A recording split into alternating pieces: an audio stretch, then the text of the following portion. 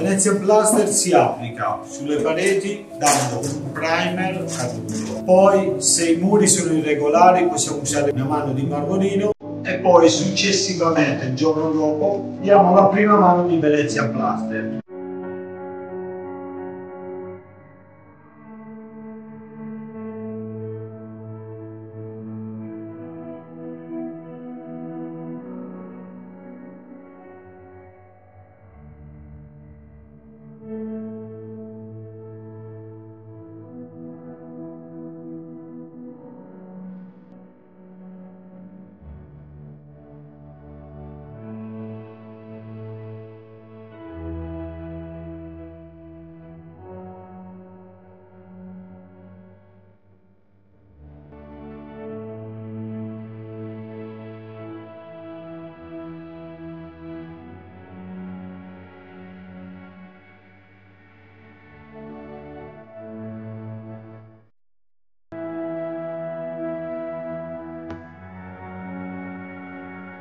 Attendiamo dalle 8 ore fino a 10 ore per l'altra mano. Dopodiché diamo la seconda mano una volta che è asciutto bene il fondo.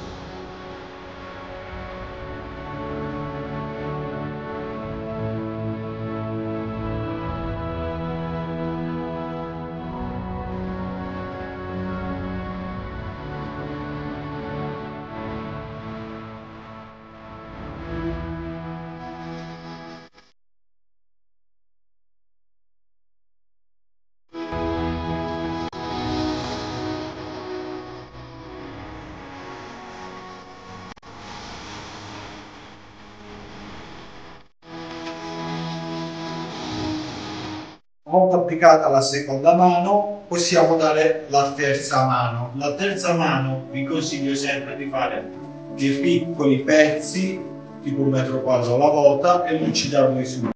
Meglio se siamo 2 persone, uno spalma davanti e l'altro lucida.